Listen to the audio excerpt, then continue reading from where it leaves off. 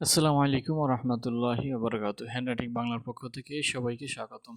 বন্ধুরা, বাংলা হাতের লেখা সুন্দর করার আমরা অনেকেই চেষ্টা করতেছি। অনেকের হাতের লেখা সুন্দর হয়েছে, কিন্তু হাতের লেখা দ্রুত করার অনেকেই নিয়ম জানতে চাচ্ছেন। অনেকেই হাতের লেখা কীভাবে দ্রুত করতে হয়, কিভাবে হাতের লেখা পরীক্ষার হলে দ্রুত লেখে ভালো ফলাফল অর্জন করা যায়, অনেকেই জানতে চেয়েছেন। তো হাতের লেখা দ্রুত করার কিছু নিয়ম আজকে বলবো। যদি আপনারা ভালোভাবে আয়ত্ত করতে পারেন, আশা করি আপনাদের হাতের লেখা অনেক দ্রুত হবে। শুরুতেই বলতে চাই, যাদের হাতের লেখা সুন্দর হয়েছে তাদের উচিত অবশ্যই হাতের লেখা দ্রুত করা।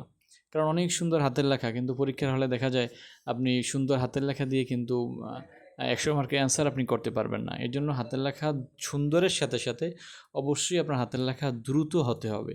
বিশেষ করে এসএসসি, এইচএসসি অথবা উপরের যত পরীক্ষা আছে বেশি বেশি লিখতে হয়, এই জন্য হাতের লেখা দ্রুত করতে হয়। তো আপনার হাতের লেখা যদি দ্রুত করতে হয়, অবশ্যই আপনাকে কিছু রুলস মানতে হবে। তাহলে হাতের লেখা সুন্দর হবে, দ্রুত হবে, নির্ভুল হবে। তো শুরুতেই বলতে চাই, হাতের লেখা সুন্দর করার পাশাপাশি যদি দ্রুত করতে চান, তাহলে আপনাকে প্রথমে যে বিষয়টা খেয়াল রাখতে হবে, আপনার লেখা প্রতিদিন কিছুটা সময় আপনাকে বের করে দ্রুত লেখার চেষ্টা করতে হবে। ঘড়ির ধরে আপনি খেয়াল রাখতে হবে অবশ্যই আপনার সুন্দর হাতের লেখার যেন বেস অর্থাৎ গঠনটা ভেঙে না যায়।